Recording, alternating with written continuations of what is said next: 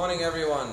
A happy 5th day of Chanukah and a good Shabbos. Someone once said that love at first sight is easy to understand.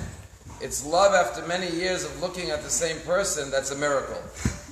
And the point is that, today we have an interesting combination, which is that we light both the candles of the menorah and the candles of Shabbos together, side by side.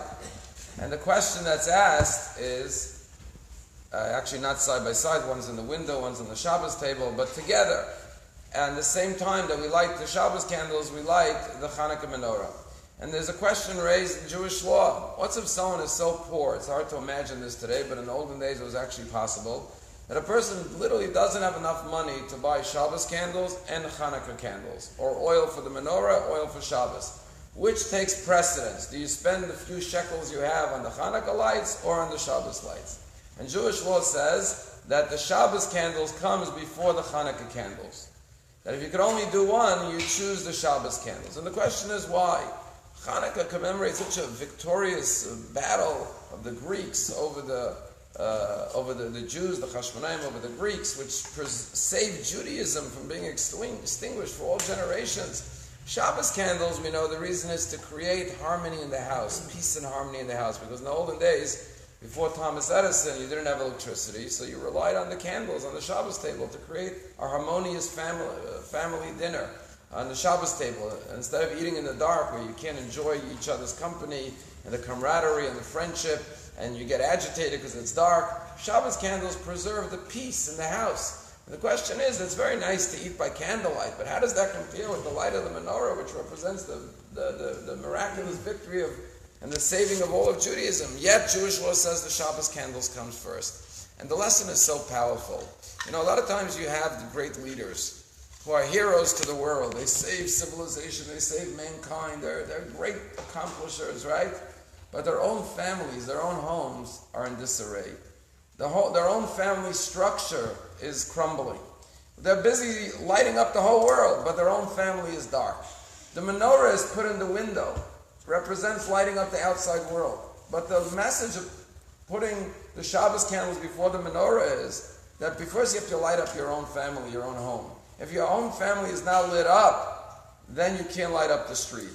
Because the real salvation of mankind and the preservation of humanity is not accomplished on the battlefield. It's accomplished in our homes, in our families, in our bedrooms, in our living rooms, in our dining rooms. It's the relationships between parents and children, siblings, husband and wife. That is the foundation of society. And it's so perfectly poignant and fitting that this Shabbos we read Parshas Miketz. Because what's the story of Miketz? The story of Joseph, who became this incredible leader, who saved the nation of Egypt and the whole region from famine. But you know what we read about this week?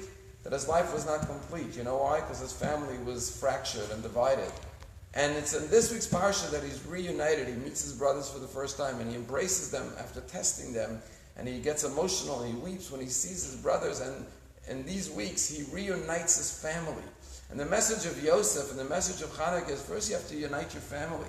First you have to love those in your home. And then you could spread that love and that joy and that light from your windows to the entire world.